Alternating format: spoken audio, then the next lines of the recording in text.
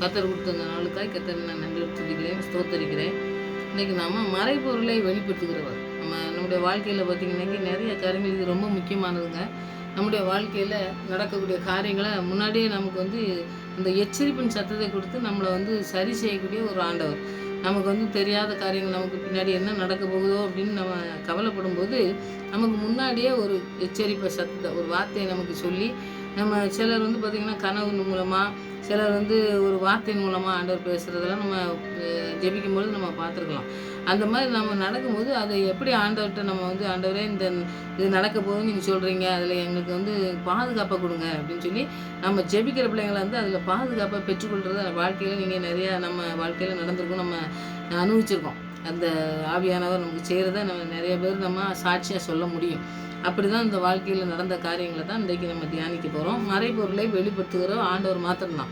என்ன நடக்கும், பின்னாடி நடக்க போகுது அப்படிங்கிறத சொல்லக்கூடிய ஒரு காரியங்களை செய்யக்கூடிய ஞானம் நம்முடைய ஆண்டவருக்கு தான் இருக்குது. அந்த ஞானத்தை பெற்றுக்கொண்ட ஒரு மனிதனை பற்றி தான் இன்றைக்கி நம்ம தியானிக்கலாம்.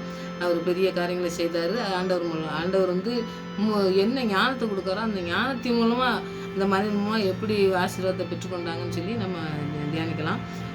ஜெபிப்போம். நல்ல தகவலே எனக்கு நன்றி செலுத்துகிறேன் சுவாமி. உடைய ஆண்டவரே, இந்த வாழ்க்கையின் மூலம் ஒரு மனிதனுடைய வாழ்க்கையின் மூலமாக எங்களுக்கு கற்றுருந்துருக்க இந்த வார்த்தைகளுக்காக உங்களுக்கு நன்றி செலுத்துகிறேன் சுவாமி. தகப்பனே, முன் அறிந்து எங்களை நடத்துகிற ஜீவனாக இருக்கீங்க, நன்றி செலுத்துகிற சுவாமி. எங்களுக்கு எச்சரிப்பின் சத்தத்தை எங்கள் கனவின் மூலமாக உங்களுடைய வார்த்தையின் மூலமாக நாங்கள் ஜெபிக்கும் பொழுது எங்களோடு கூட பேசி எங்களை நடத்தும் பொழுது நாங்கள் அதை ஆண்டவரே தட்டி கழிக்காதபடி அதற்கு நாங்கள் கீழ்ப்படிந்து ஆண்டவரே நீங்கள் எங்களுக்கு உதவி செய்யுங்கன்னு சொல்லி உங்களிடத்தில் கேட்டு நாங்கள் அந்த ஆசீர்வாதத்தை பெற்றுக்கொள்கிற பிள்ளைகளாய் காணப்பட கிருபை செய்யுங்க. விசுவாசனவன் தந்திரமாக கொண்டு வருகிற எத்தனையோ காரியங்களிலிருந்து எங்களை தூக்கி எடுத்துருக்கீங்க, இன்னமும் தூக்கி எடுக்க வளமுள்ள தேவனாக இருக்குங்க என்பதை உணர்ந்து இந்த வசனங்களை நாங்கள் தியானிக்கும் பொழுது எங்களோடு கூட நீங்கள் பேசி வழிநடத்தமாக ஜெபிக்கிறோம். மனிதமாக செய்கிற காரியங்களை எங்களுக்கும் நீ செய்து வழிநடத்தவனமாக ஜெபிக்கிறோம். தகப்பனே, அப்படி நாங்கள் அர்ப்பணித்து ஜெபிக்கவும் உங்களுடைய ஞானத்தை பெற்றுக்கொண்டு நாங்கள் வாழவும் தகப்பனே உங்களுடைய கரத்தினால் எங்களை ஆசீர்வதிக்க வேணுமா ஜெபிக்கிறோம். இந்த வசனங்களை தியானிக்கும் போது எங்களோடு கூட பேசி எங்களை வழிநடத்தமாக ஜெபிக்கிறோம். ஆவியானவர் எங்களை ஆளுகை செய்யுங்க, வழிநடத்துங்க. துதிக்க நான் மயமெல்லாமவே செலுத்துகிறேன்.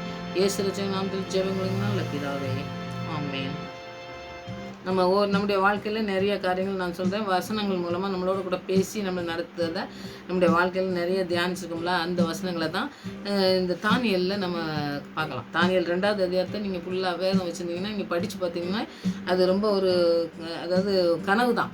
ஒரு கனவு நேபுகாத்நேச்சார் கனவுங்கிறத அதுக்கு அர்த்தங்களை சொல்லக்கூடிய காரியங்களை அது ஒரு மனுஷனுடைய படங்கள் போட்டு அதில் நிறைய கருத்துக்களை சொல்லியிருக்கிறத நம்ம பார்க்கலாம். அது நம்ம அந்த காரியங்களை நீங்கள் பார்த்தீங்கன்னாக்கி ரொம்ப ஆச்சரியமாக இருக்கும். ஆண்டவர் செய்கிற காரியங்கள் ஏன்னா அடிமையாக கொண்டு போன தானியெல்லாம் அடிமையாக, ஆனால் ஞானத்தில் சிறந்தவங்க தான். ஆனால் அடிமையாக கொண்டு போய் அந்த தேசத்தில் கொண்டு போய் நேபுகாத்நேச்சார் வச்சு அவர் பாருங்கள் எப்படி கனவை அவர் தான் சொல்லக்கூடிய காரியங்களை ஆண்டவர் செய்கிறாருன்னா எப்படி அவங்க ஊரில் நிறைய பேர் இருந்தாலும் அவங்களால செய்ய முடியாத காரியத்தை ஆண்டவர் தானியல் மூலமாக செஞ்சு அவருடைய நாமத்தை மகிமைப்படுத்தினார் இந்த மனுஷன் மூலமாக.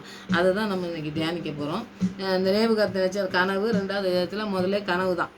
அவர் ஒரு கனவு கண்டுட்டு அதில் அவன் பயந்துட்டு என்னமோ அவங்க கண்ட கனவுக்கு என்ன அர்த்தம்னு தெரியாதனால அவன் யாரை சொல்லதுக்கு அப்படின்னு சொல்லி அவங்க அந்த வசனத்தில் அதிகாரத்தை 2வது அதிகாரத்தில் நீங்கள் படிச்சிங்கன்னாக்கி ஃபுல்லாக தான் அது நீங்கள் படிச்சிங்கன்னா தெரியும். 2வது அதிகாரத்தில் 1வது வசனமே கனவு தான்.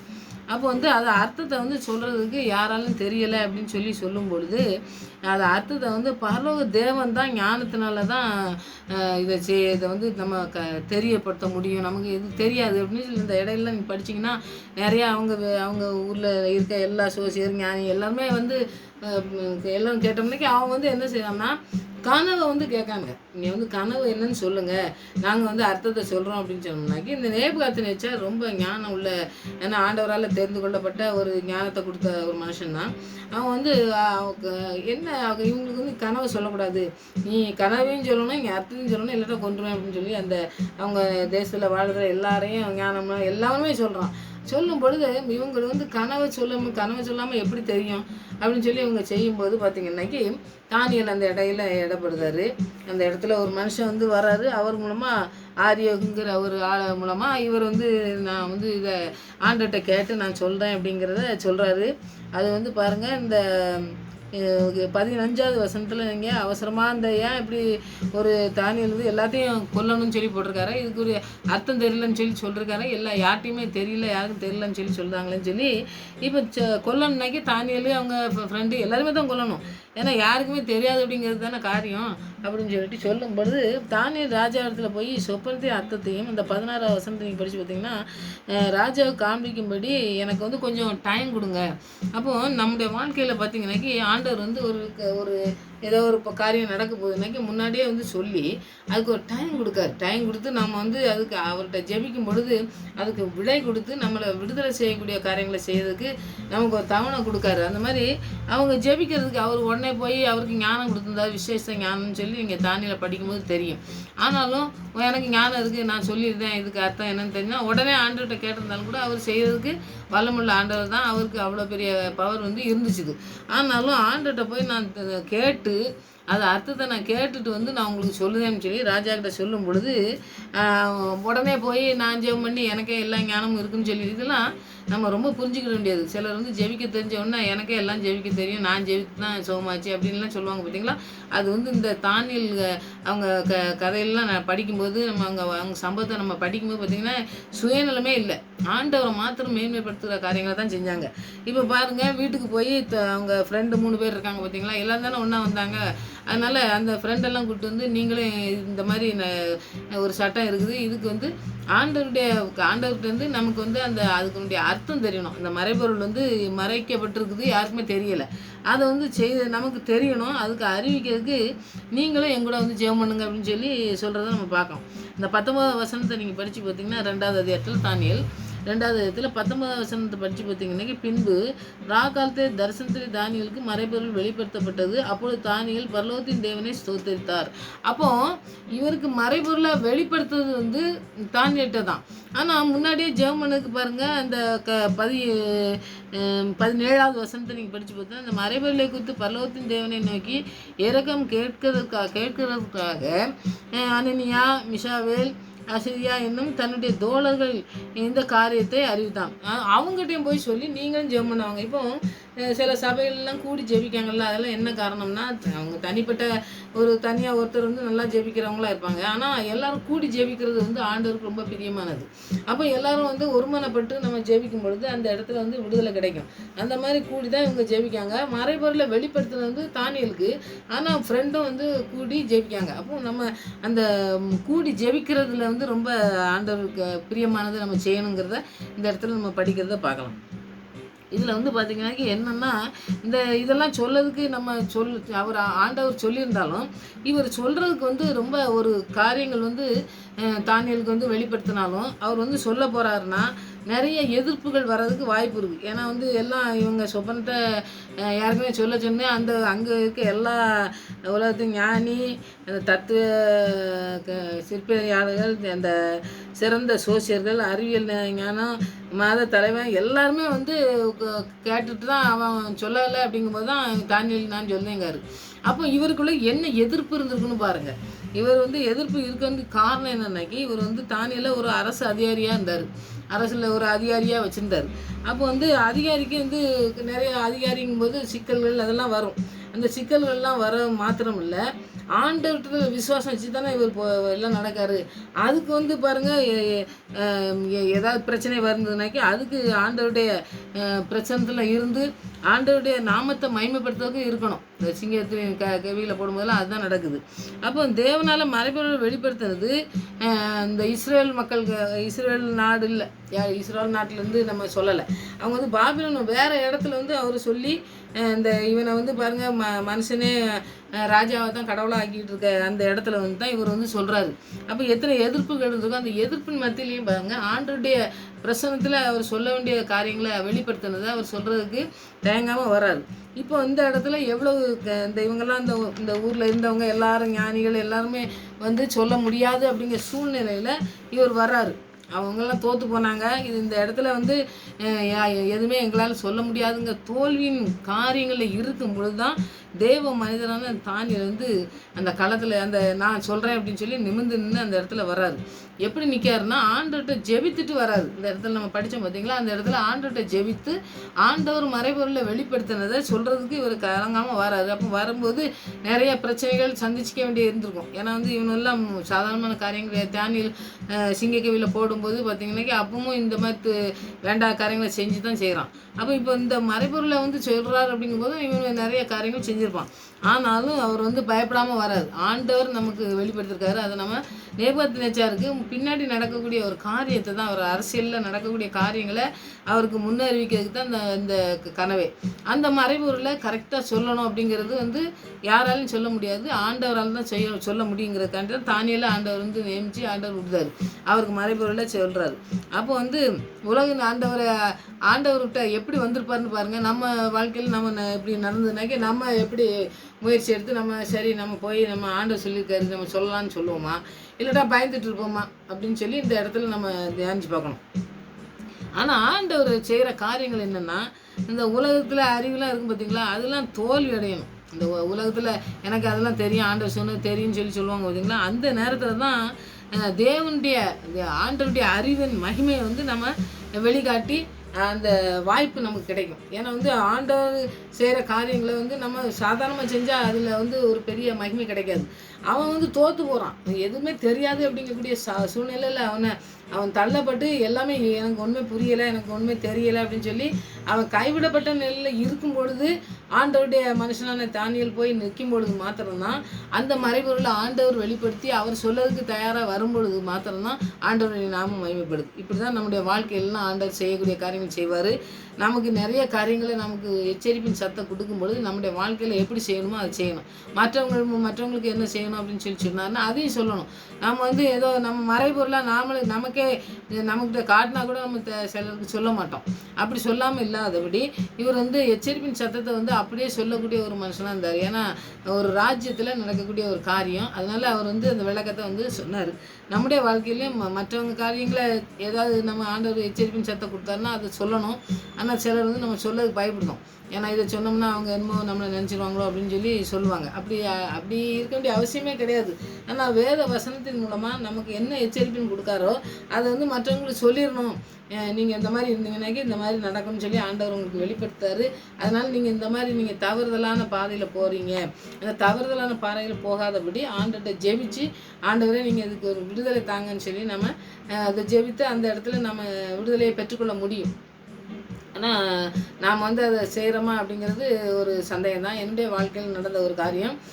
ஒருத்தர் வந்து எப்பவும் வருவாங்க, ரொம்ப அதாவது அலங்காரம் நிறையா பண்ணிட்டு வருவாங்க. எனக்கு வந்து அது அவங்களுடைய விருப்பம்தான். நம்ம வந்து அதை கட்டாயப்படுத்தணும்னு அவசியமே கிடையாது. அவங்க வந்து விருப்பமாக அதை செய்வாங்க.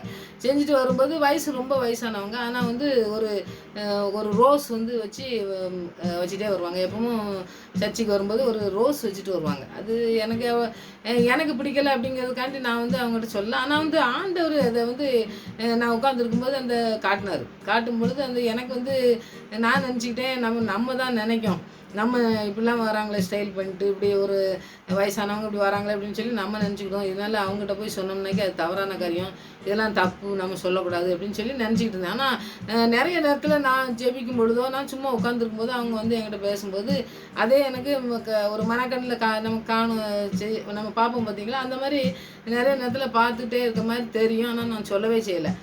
ஒரு மாதம் கழித்து அவங்களாம் வந்தாங்க. வரும்போது பார்த்தா எதுவுமே இல்லாமல் வந்தாங்க.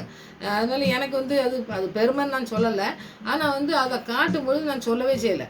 அப்புறம் நான் வந்து அவங்க பேசும்பொழுது அவங்க சொன்னாங்க, எல்லாம் ஆண்டவர் இந்த மாதிரி சொன்னார், நான் இந்த மாதிரி செஞ்சேன்னு சொல்லி சொன்னாங்க. அவங்க வாழ்க்கையில் நடந்த கதைகள்லாம் சொன்னாங்க. அப்போ நான் இதை மட்டும் சொன்னோம்னா அப்போ அவங்க என்ன சொன்னாங்கன்னாக்கி, நீங்கள் சொல்லியிருந்தீங்கன்னா நான் இந்த ஒன்றை மட்டும் தான் இது பண்ணியிருப்பேன். நான் எல்லாமே இப்போ வந்து ஆண்டவருக்கு பிரியமில்லாத காரியங்களை நான் செய்கிறதில்ல, அந்த மாதிரி நான் இருக்கேன் சிஸ்டர் அப்படின்னு சொல்லி சொன்னாங்க. அப்போது நம்முடைய வாழ்க்கையில் சிலர் வெளிப்படுத்தினா நம்ம வந்து அதை சொல்ல மாட்டோம். ஸோ ஆனால் வந்து சில காரியங்கள் நம்ம சொல்லலாம். சில காரியங்கள் சொல்லதுக்கு விருப்பம் இல்லைனாக்கி நம்ம சொல்லாமல் விட்டுருக்கோம். ஆனால் தானியேல் காரியத்தில் பாருங்கள், மறைபொருள் ராஜாவுக்கு கண்டிப்பாக சொல்லி ஆகணும். ராஜா அடிமையாக கொண்டு போயிருக்கோம். ஐயோ என்னமோ இதை சொல்லிட்டோம்னாக்கி ராஜ்யத்தில் இப்படிலாம் நடக்கும்னு சொல்லிட்டோம்னா நம்மளை என்ன செய்வாங்க, அந்த பயம்லாம் அவருக்கு இல்லவே இல்லை. ஆண்டவர் மறைபொருளை சொல்லுவார், நான் சொல்லிடுவேன் அப்படின்னு சொல்லி அவர் பாட்டு சொல்லியிருந்தார். அப்போ சொப்பனத்தின் விளக்கத்தை அவங்க வந்து எல்லாத்தையும் சொல்கிறாருன்னு சொல்லி நம்ம பார்க்கோம். சொப்பனத்தின் விளக்கம் வந்து ரொம்ப முக்கியமானது. அது நம்ம அதை ஃபுல்லாக அந்த 2 அதிகாரத்தை ஃபுல்லாக படிச்சிங்கன்னா நமக்கு நல்லா தெரியும். அந்த ராஜ்யத்தில் என்ன நடக்குங்கிறத பற்றி அந்த படத்துலேயே வந்து பார்த்திங்கனாக்கி நிறைய குறிப்புகள் இருக்கும். அதை நீங்கள் பார்த்தீங்கன்னாக்கி அதை தியானிங்க. அந்த பெரிய காரியங்களை அதன் மூலமாகவும் நமக்கு செய்வார். ஏன்னா நமக்கும் அந்த மாதிரி மறைப்பொருளை நமக்கு வெளிப்படுத்தக்கூடிய காரியங்களை செய்வார் ஆண்டவர். அதை நம்ம தியானிப்போம். அந்த சொப்பனத்தின் விளக்கம் கிடச்சிட்டு நம்ம இப்போ ஒரு வாழ்க்கையில் நமக்கு நான் போய் ஒருத்தரை பற்றி சொன்னேன் பாருங்கள், அப்படி நமக்கு கிடச்சிட்டோன்னா ஐயோ இவங்களை பற்றிலாம் நமக்கு சொல்கிறதுக்கு இப்படி கிடச்சிருக்கு அப்படின்னு சொல்லி நம்ம பெருமையாக எதுவுமே செய்யக்கூடிய காரியங்கள் செய்யவே கூடாது. வேத வசனங்கள் மூலமாகவும் சரி, பெரிய பெரிய ஊழியக்காரங்க, பெரிய பெரிய தீர்க்கதரிசிகள் அவங்கெல்லாம் பார்த்திங்கனாக்கி இந்த மாதிரி செய்யவே செய்யலை. இப்போ ஒரு சொப்பனத்தின் விளக்கம் கிடச்சோடனே தானியேல் உடனே இந்த வசனத்தை நீங்கள் படித்து பார்த்தீங்கன்னா தெரியும். அவர் வந்து பாருங்கள் ஆண்டவரை ஸ்தோத்தரிக்காருன்னு சொல்லி நம்ம பார்க்கோம். இப்போ நீங்கள் ஆண்டவர் நமக்கு எல்லாத்தையும் ஞானத்தினால அந்த அறிவெல்லாம் சொல்லி நமக்கு சொல்லியிருக்காரு அப்படின்னு சொன்னோன்னே ஆண்டவர் தான் ஸ்தோத்தரிக்கார். 20வது வசனத்தில் நீங்கள் படித்து பார்த்தீங்கன்னாக்கி தானியேல் சொன்னது, தேவனுடைய நாமத்துக்கு என்றென்றைக்கும் உள்ள சதா காலமும் ஸ்தோத்திரம் உண்டாக ஞானமும் வல்லமையும் அவருக்கே உரியதுன்னு சொல்லி ஆண்டவரை மகிமைப்படுத்தார். அப்போ நம்முடைய வாழ்க்கையில் ஏதோ நமக்கு முன்னால் ஏதோ தெரிஞ்சிச்சுன்னா உடனே எனக்கு தான் எல்லாம் தெரிஞ்சிச்சு அப்படின்னு சொல்லி சொல்கிறதுல எந்த விதமான அர்த்தமும் கிடையாதுங்க. நம்முடைய வாழ்க்கையில் எது நடந்தாலும் ஆண்டவரை மாத்திரம்தான் துதி செலுத்தணும். அதனுடைய அர்த்தங்கள் தெரிஞ்சாலும் எதுனாலும் சரி நம்முடைய வாழ்க்கையில் நடத்தி செல்வதற்கு நீங்கள் போதுமானவர் ஆண்டவர் அப்படின்னு சொல்லி நம்ம ஆண்டவர் தான் ஸ்தோத்தரிக்கணும். அப்படி ஸ்தோத்தரிச்சார். அது யாருக்கு வரும்னாக்கி ஆண்டவரை நேசித்து அவருக்குன்னு ஊழியம் செய்கிறாங்க பார்த்தீங்களா, அவங்களுக்கு இந்த இயற்கையாகவே அது வந்து தடை இல்லாமல் வரும் ஸ்தோத்திரம் அப்படின்னு சொல்லி. நம்ம வாழ்க்கையில் ஏதாவது செஞ்சாருனாக்கி உடனே என்ன செய்வோம், ஆண்டவரே ஸ்தோத்திரம் அப்படின்னு சொல்லிட்டோம் பார்த்தீங்களா. அப்படி உண்மையாக ஆண்டவருக்கு இருக்கிறவங்க, ஆண்டவரை நேசிக்கிறவங்களுக்கு அந்த வார்த்தைகள் தான் வரும்.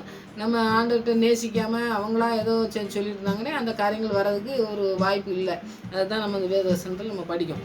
அந்த மாதிரி இல்லாதபடி ஆண்டவரை எப்பவும் ஸ்தோத்தரிக்கணும், ஆண்டவரை மாத்திரம்தான் மகிமைப்படுத்தணும். இந்த சொப்பனத்தின் அர்த்தம் வந்து பார்த்திங்கனாக்கி இந்த தானியேல் வந்து இந்த காரியத்தில் வந்து தன்னுடைய திறமை, அதாவது என்னுடைய திறமை இருந்தது. எனக்கு வந்து ஆண்டவர் வந்து அவருக்கு ஒரு கிஃப்ட் கொடுத்துருந்தாரு. எல்லாத்தையும் மறைபொருளை வந்து அறியக்கூடிய காரியங்களை ஆண்டவர் கொடுத்துருந்தாரு.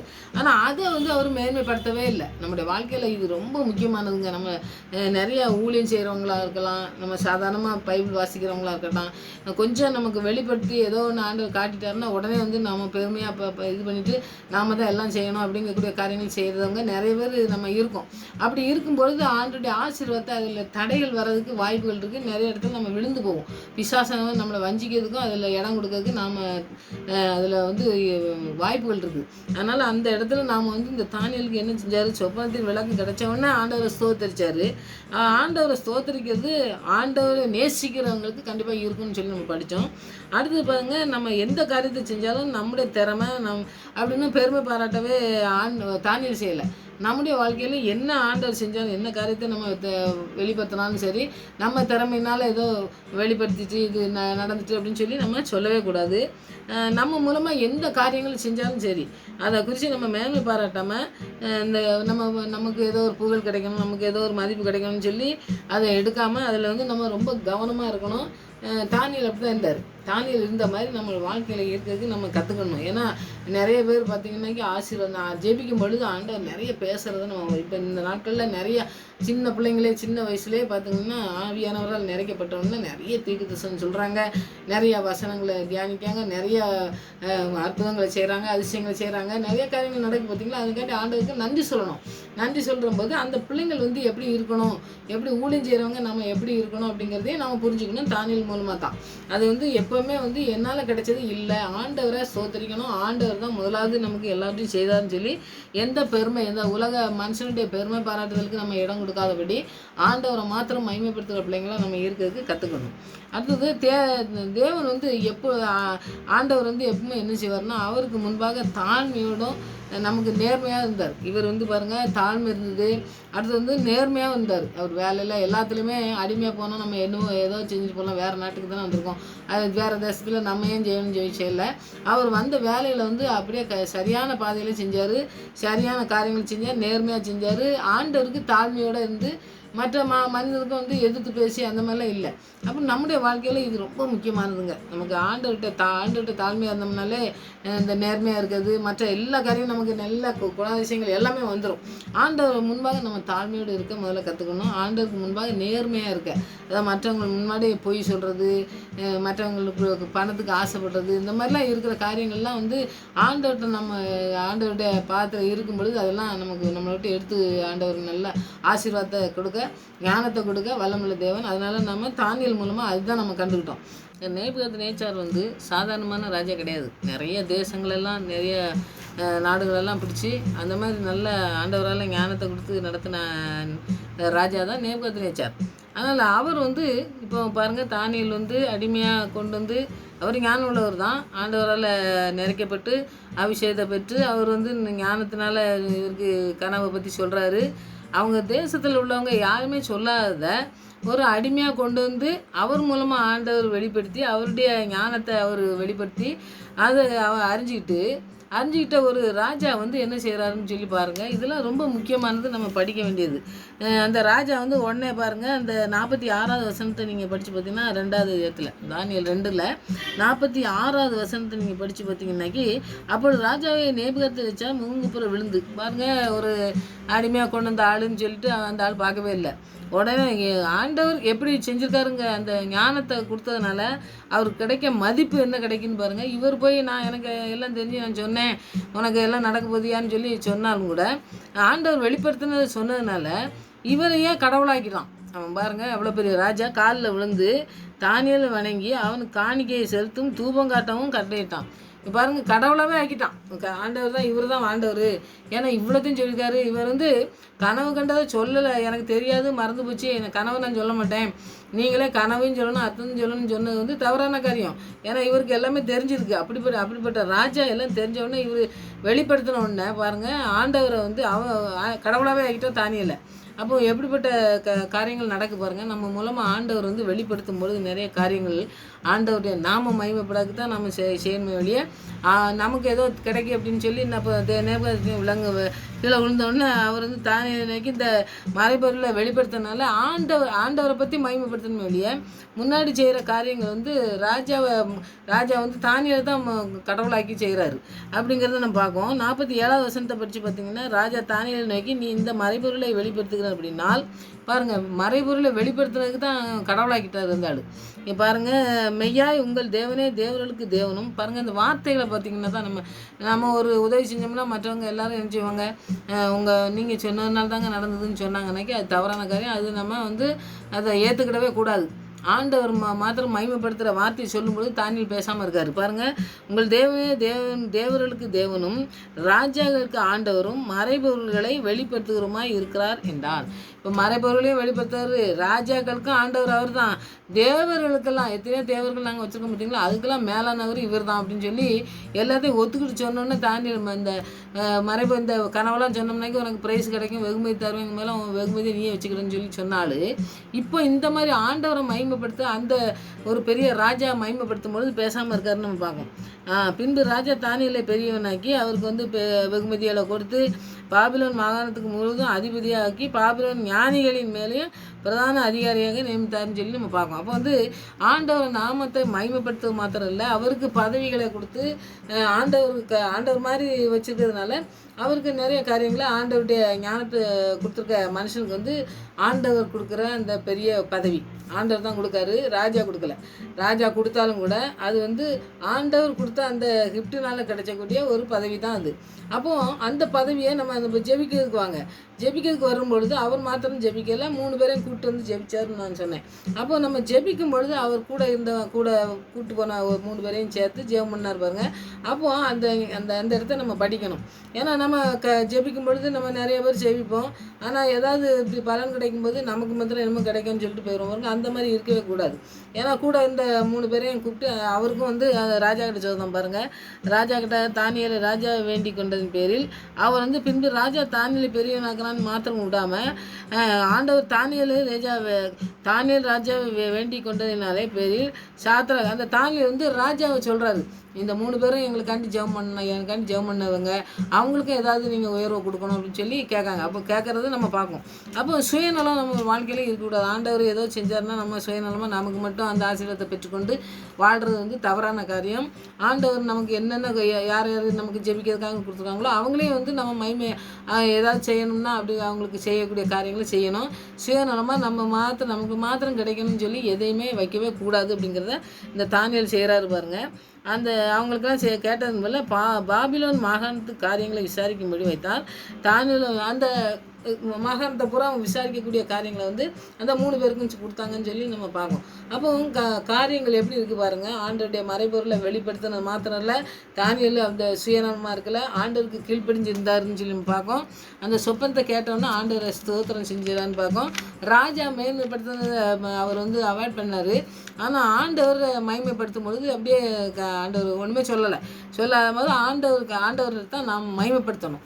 எந்த காரியங்களை செஞ்சாலும் எந்த மறைபொருளை ஆண்டவர் வெளிப்படுத்தினாலும் சரி, நம்முடைய வாழ்க்கையில் அதெல்லாம் நிறைய காரியங்கள் செய்யக்கூடிய காரியங்கள் செய்வார். சாதாரணமான சின்ன பிள்ளைங்களை கொண்டு நிறைய தரிசனங்களை கொடுக்கக்கூடிய காரியங்கள் இன்றைக்கெல்லாம் நிறைய நடக்குது.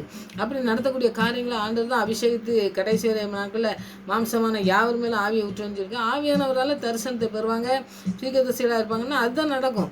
அந்த மாதிரி நிறைய பேர் சின்ன வயசுலேயே நம்ம அர்ப்பணிக்காங்க. வாலிப பிள்ளைங்கள்லாம் நிறைய பேர் இந்த மாதிரி தரிசனத்தை பெற்று வாழ்கிறவங்க நிறைய பேர் இருக்காங்க பார்த்தீங்களா. அப்போ ஆண்டவர் இந்த தானியேல் 2வது அதிகாரத்தை நம்ம முக்கியமாக படிக்கணுங்க. அதில் ஆண்டவர் தானியேலை கொண்டு எவ்வளோ மேன்மைப்படுத்தினாலும் சரி, அவர் ஆண்டவரை மாத்திரம்தான் மகிமைப்படுத்தினார். பெரிய அதிகாரியாக இருந்ததுனால ஆண்டவரை மகிமைப்படுத்தாத அந்த 3 வேளை ஜெபிக்கிறது எல்லாமே வந்து அவர் செஞ்சது அப்படியே செய்தார். முதல்ல எப்படி செஞ்சாரோ அப்படியே கடைசி வரைக்கும் ஆண்டவருக்காண்டி செஞ்சாருன்னு சொல்லி நம்ம பார்க்கோம். இப்போ ராஜாக்கள்கிட்டலாம் எத்தனையோ ராஜாக்கள்கிட்ட இருந்தாலும் அவங்க ராஜாக்கள்லாம் வேறு மாதிரி இருந்தாங்க. அவங்களுக்கு ஏற்ற மாதிரி அவங்க வாழ்க்கையில் மாற்றிக்கிட்டுலாம் அவர் அமைக்கவே இல்லை. அவருடைய வாழ்க்கையை எப்பொழுதும் ஆண்டவருக்கு பிரியமான காரியங்களை செஞ்சார். அப்போ வந்து சிங்கத்துக்கிட்ட போட்டாலும் சரி அவர் பயப்படல. அப்போ அந்த மாதிரி காரியங்களை செய்யக்கூடிய தானியேல் மூலமாக ஆண்டவர் மறைபொருளை வெளிப்படுத்தி எப்படி ஆண்டவர் நடத்தினார் பாருங்கள். நேபுகாத்நேச்சாருக்கு ஒரு அறிவை கொடுத்து அவரை கடவுளாக்கி அவரை எல்லாத்துக்கும் அதிகாரியாக்கி செஞ்சாருன்னு சொல்லி பார்க்கும். ஆண்டவருடைய நாமம் மகிமைப்பட்டுச்சு. அப்படி நம்முடைய வாழ்க்கையிலும் இந்த நாட்களில் அப்படி நம்ம மறைபொருள் அதாவது நிறைய பேருக்கு தெரிய மாட்டேங்குது. ஆண்டவர் செய்யக்கூடிய காரியங்கள்லாம் பின்னாடி என்ன செய்ய போகிறாருன்னு வெளிப்படுத்தலாம் படித்து நம்ம தெரிஞ்சிருந்தோம்னாக்கி இப்போ நடக்கக்கூடிய காரியங்கள்லாம் வெளிப்படுத்தல் உள்ளது நடந்துகிட்ருக்கு. அழிய போகிற நாட்களில் நடக்கக்கூடிய காரியங்கள். அப்போ நாம் எப்படி துரிதமாக ஆண்டவருக்கு எதிர்கொண்டு போகிறதுக்கு நம்ம உற்சாகமாக எழுப்பி நிற்கணுங்கிறத நம்ம அறிஞ்சிக்கிட்டு வேத வசனங்கள் மூலமாக நம்ம ஜெபிக்கிற பிள்ளைங்களாக இருந்தோம்னாக்கி இப்படி ஆயத்தமாக இருக்கணும். ஆயத்தமாக இருக்காத பிள்ளைங்கள்லாம் எப்படி போவாங்கன்னு சொல்லி இந்த கன்னியை பற்றி படிக்கும்போது அது படித்தோம் பார்த்தீங்களா. அந்த மாதிரி நம்ம ஆயத்தத்தோடு இருக்கிறதுக்கு இன்றைக்கி வந்து பாருங்கள், நமக்கு ஏதாவது மறைபொருள் நமக்கு தெரியாத காரியங்களை ஆண்டவர் மறைபொருளை நமக்கு வெளிப்படுத்தும் பொழுது அதற்கு நம்ம எச்சரிக்கை உள்ளவங்களாம் கவனமாக இருந்து அந்த தரிசனத்துக்கு நம்ம கீழ்ப்படிஞ்சு ஆண்டவரே இந்த தரிசனத்தை கொடுத்துருங்க, இது என்ன காரியம் அப்படின்னு சொல்லி ஆண்டவர்கிட்ட கேட்டு அதுக்கு கீழ்ப்படிஞ்சு அதில் நமக்கு ஏதாவது தடைகள் இருக்குமானா ஆண்டவரே நீங்கள் என்ன நடத்துங்கன்னு சொல்லி நம்ம நடத்தி அதுலேருந்து நம்ம தப்பித்து கொள்ளக்கூடிய வழியெல்லாம் ஆண்டவர் நமக்கு செய்வார். அதனால் அப்படிப்பட்ட காரியங்கள் நம்முடைய வாழ்க்கையில் ஆண்டவர் நமக்கு எச்சரிப்பின் சத்தம் கொடுக்கும் பொழுது நம்ம அந்த காரியங்களை ஆண்டவரே எங்களுக்கு சொல்லித்தாங்க, தானியேலுக்கு கற்றுக் கொடுத்தீங்களே ஆண்டவரே அந்த ஞானத்தை எங்களுக்கும் தாங்க, அந்த ஞானத்தினால் எங்களை நிறைச்சி எங்களை நடத்துங்க அப்படின்னு சொல்லி ஆண்டவர்கிட்ட நம்ம ஒப்பு கொடுத்து ஜெபிக்கும் பொழுது ஆண்டவர் பெரிய காரியங்கள் செய்வார். நீங்கள் தானியேல் 2வது அதிகாரத்தை ஃபுல்லாக படிக்கணும்னு சொன்னேன். முதலாவது வசனம், அடுத்தது 16, 17, 18, 21, 23, 26, 28, 45 வரைக்கும் நீங்கள் படிச்சிங்கன்னாக்கி இந்த வசனங்களுடைய நான் இப்போ சொன்னேன் பாருங்கள் அதெல்லாம் இருக்குது. தானியேல் 2வது அதிகாரத்தில் 46, 47, 48 கடைசி வரைக்கும் பார்த்தீங்கன்னாக்கி ஆண்டவர் வந்து இந்த தானியேலை உயர்த்தினது, அவர் ஃப்ரெண்டை உயர்த்தினது, அவர் என்ன செஞ்சார் அப்படிங்கிறதெல்லாம் இருக்குது. அதனால் நீங்கள் இந்த வசனத்தை படிக்கும் பொழுதே நீங்கள் ஜெபத்தோடு கூட படிங்க. தானியேல் எப்படி இருந்தார், அவரை மாதிரி நாங்களும் இருக்கணும் ஆண்டவரே, நாங்களும் வந்து இப்படி ஆசீர்வாதத்தை சுதந்திரத்துக்கு கொடுக்குற பிள்ளைகளாக இருக்கணும், மற்றவங்களோடு கூட எப்படி இருக்கணும், எப்படி பெருமை இல்லாமல் இருக்கணும், எல்லாமே இருக்குது. அந்த ஒரு அதிகாரத்தில் எத்தனை காரியங்கள் நம்ம கற்றுக்கொள்ளலாம் பாருங்கள். அந்த மாதிரி நம்ம ஒரு வசனத்தை படிக்கும் பொழுதோ ஒருத்தரை பற்றி படிக்கும் பொழுதோ ஒருத்தர் காரியங்களை நம்ம தியானிக்கும் பொழுதோ ஆண்டவர் நமக்கு கற்றுத்தரதை நம்ம மற்றவங்களுக்கும் கற்றுக் கொடுக்குற பிள்ளைங்களாம் நம்மளை மாற்றுறதுக்கு இந்த நாட்களில் நடத்த நம்ம அர்ப்பணிப்போம். இப்படி மறைபொருளெல்லாம் எங்களுக்கு தெரியாத காரியங்களை நீங்கள் சொல்லித்தாங்க ஆண்டவரே அப்படின்னு சொல்லி நம்ம சொல்லித்தரதுக்கு நம்ம அர்ப்பணித்து நம்ம ஜெயிப்போம். அந்த பெரிய காரியங்கள் நம்முடைய வாழ்க்கையிலும் நம்ம பிள்ளைகளுடைய வாழ்க்கையிலையும் நடக்க அதை நம்ம பார்க்க யோகு சொன்ன சொன்னார் பார்த்தீங்களா, என்னுடைய சொந்த கண்ணால் பார்ப்பேன், அந்நிய கண்ணால் பார்க்க முடியாது. ஏன்னா உடம்பு பூரா அழுகி போயிருக்குது. அதை வச்சுக்கிட்டு அவர் அப்படி சொன்னார். நமக்கு நல்ல கண் நல்ல சரீரங்கள்லாம் தந்திருக்கும் போது நாம் சொல்கிறதுக்கு என்ன, அப்படி சொல்லி நம்ம ஜெபித்து ஆண்டவருடைய ஆசீர்வாதத்தை பெற்றுக்கொள்ள இன்றைக்கி நம்ம முழுவதுமாக அர்ப்பணிப்போம். அந்த பெரிய காரியங்களை பெரிய எழுப்புதலை வாலிப பிள்ளைகள் மூலமாக எழுப்ப இன்றைக்கி ஜெயிப்போம். கர்த்தர் பெரிய காரியங்கள் செய்வார். ஆமென்.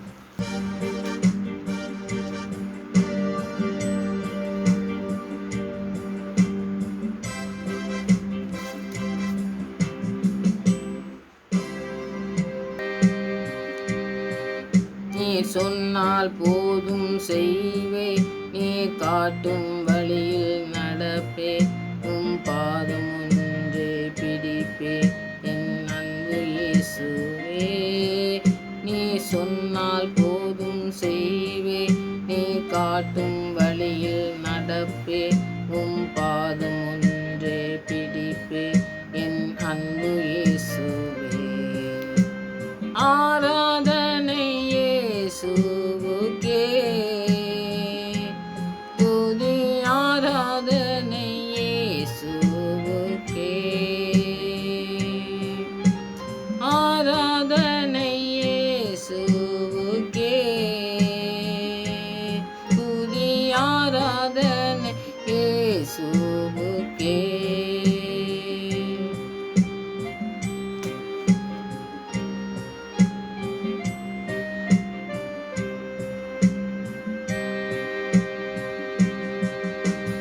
கடலின் மீது நடந்திட்ட உம் அற்புத பாதங்கள், எனக்கு முன்னே செல்வதால் எனக்கு இல்ல கவலை. கடலின் மீது நடந்திட்ட உம் அற்புத பாதங்கள், எனக்கு முன்னே செல்வதால் எனக்கு இல்லை கவலை.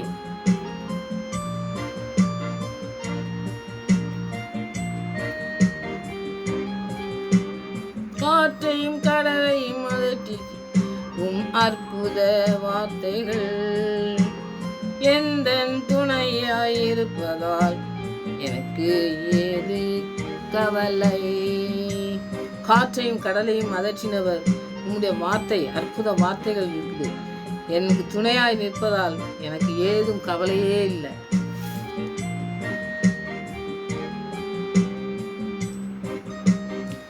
ஆராதனை இயேசுவுக்கே,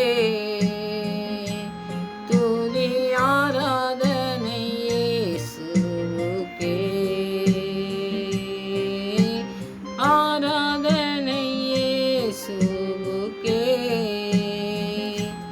துதி ஆராதனை இயேசுவுக்கே.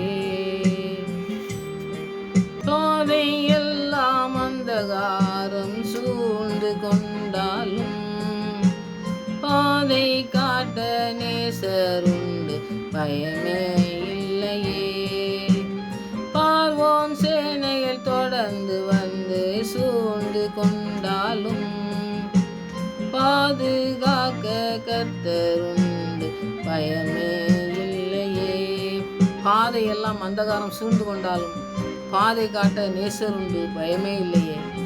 பார்வோன் சேனைகள் தொடர்ந்து வந்து சூழ்ந்து கொண்டாலும், பாதுகாக்க கர்த்தர் இருக்கிறதுனால் நமக்கு பயமே இல்லை. ஆராதனை இயேசுவுக்கே,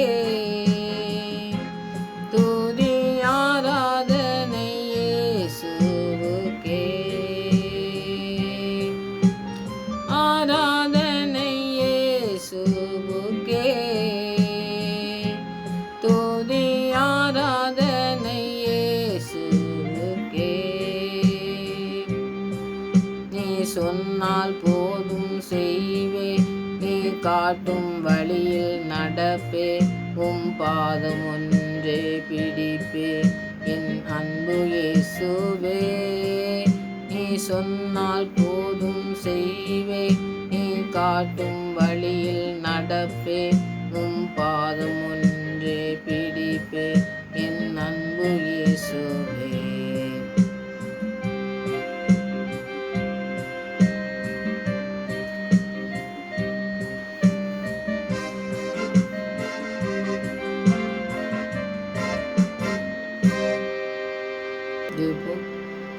வாலிப வயதிலே சிருஷ்டிகரை நினை என்று சொல்லி ஆண்டவர் சொன்ன வார்த்தையின் மூலமாக வாலிப வயதிலே அர்ப்பணித்து நல்ல ஒரு பாடல்கள்லாம் எழுதி ஆண்டவரை துதித்து ஆண்டவரை மகிமைப்படுத்துகிற இந்த ஊழியர்களெல்லாம் எழுப்பி தந்திருக்க ஆண்டவருக்கு நன்றி சொல்லணும். நிறைய பிள்ளை பாடல்கள் மூலமாக ஆண்டவர் நம்மளோடு கூட பேசுவதை நம்ம உணர்ந்து கொள்ள ஆண்டவர் கிருபை செய்திருக்காங்க. அந்த கிருபைக்காய் ஆண்டவருக்கு நன்றி செலுத்துவோம். ஜெயிப்போம். நல்ல தகப்பனே, உங்களுக்கு நன்றி செலுத்துகிற சுவாமி. இந்த நாட்களிலே நாங்கள் ஆண்டவரே இந்த தானியல் செய்த காரியங்களை குறித்து, மறைபொருளை வெளிப்படுத்தினதை குறித்து நாங்கள் ஆண்டவரை தியானித்தோம். அதன் மூலம் அநேக காரியங்களை நாங்கள் கற்றுக்கொள்ளத்தக்கதாக கிருபை செய்யுங்க சுவாமி. வசனங்களை, வேதத்தின் ரகசியங்களை அறிந்து கொள்கிற பிள்ளைகளாய் காணப்பட வேத வசனங்களை வைத்து உண்மை தியானித்து இந்த வசனங்கள் எல்லாம் நாங்கள் படிக்கும் பொழுது எங்களுக்கு கற்றுத்தர வேண்டியதை கற்றுத்தாங்க சுவாமி. தாழ்மையை கற்றிருந்து ஆண்டவரே தானியல் மூலமாக எத்தனை மறைபொருளை வெளிப்படுத்தும் போது உம்முடைய நாமம் மகிமைப்படுத்துது. அதுபோல உம்முடைய நாமத்தை மாத்திரம் மகிமைப்படுத்தி வாழ்ந்த அந்த தானியலை போல தானியல்களை எழுப்பத்தக்கதாக நீ கிருபை பாராட்டணுமா ஜெபிக்கிறேன். எங்களுடைய வாழ்க்கையிலே அப்படிப்பட்ட தாழ்மையை தாங்க சுவாமி. எப்பொழுதும் உம்முடைய நாமத்தை மாத்திரம் மகிமைப்படுத்துகிற பிள்ளைகளாய் காணப்பட கிருபை செய்யுங்க. நீங்கள் செய்த எல்லா நன்மைகளுக்காக நன்றி செலுத்துகிற பிள்ளைகளாக நாங்கள் காணப்பட கிருபை செய்யுங்க. நீங்கள் ஆண்டவரே எங்களுக்கு கொடுத்துருக்க ஞானத்துக்காக உண்மை மாத்திரம் மகிமைப்படுத்த கிருபை செய்யுங்க. இந்த மனிதனுடைய புகழுக்கோ மனிதனுடைய வார்த்தைகளுக்கோ ஆண்டவரே நாங்கள் கீழ்ப்படியாதபடி அவன் ஏதோ கிடைக்கும் என்று நாங்கள் ஆண்டவரை நாங்கள் போய்விடாதபடி தேவனுடைய நாமத்தை நாங்கள் ஆண்டவரை வீணாய் விருதாவாய் நாங்கள் செலவு செய்யாதபடி ஆண்டவருடைய நாமத்தை மகிமைப்படுத்துகிற பிள்ளைகளை எங்களுடைய வாழ்க்கையை நாங்கள் செய்ய கிருபை செய்யுங்க. எந்த இடத்திலும் தேவனுடைய நாமத்தை மாத்திரம் நாங்கள் பிரஸ்தாபப்படுத்த உங்களுடைய பெயரை மாத்திரம் நாங்கள் உயர்த்தி ஆண்டவரை காட்ட கிருபை செய்யுங்க. எங்களுடைய பெயர்களை ஆண்டவரை நாங்கள் உயர்த்தி காட்டாதபடி எச்சரிக்கையாக இருக்க எங்களுக்கு நீங்கள் அதிகமாக கற்றுருந்துருக்கீங்க. அதை நாங்கள் உணர்ந்து கொண்டு ஜெபிக்க கிருபை செய்யுங்க ஆண்டவரே. அப்படி ஜெபத்தில் ஆண்டவரே ஒவ்வொரு பிள்ளைகளும் கேட்குற பிள்ளைகளுக்கு ஆண்டவரே நீங்கள் செய்து வண்ணத்தமாக ஜெபிக்கிறோம். அப்படிப்பட்ட ஞானத்தை நீ தர வேண்டுமா ஜெபிக்கிறோம். எச்சரிப்பின் சத்தத்தை கொடுக்கும் பொழுது கீழ்ப்படிய கிருபை தகவனே. அப்படிப்பட்ட ஆண்டவரே மற்றவர்களுக்காகவும் ஜெபிக்கிற பிள்ளைகளாக காணப்பட கிருபை செய்யுங்க. அப்படி ஜெபிக்கும் பொழுது நீங்கள் உயர்த்துகிற தேவனாக இருக்கிறீர் என்பதை நாங்கள் உணர்ந்து கொண்டு ஜெபிக்க இந்த நாட்களில் நீ தந்திருக்க இந்த வாய்ப்புகளுக்காக நன்றி செலுத்துகிற சுவாமி.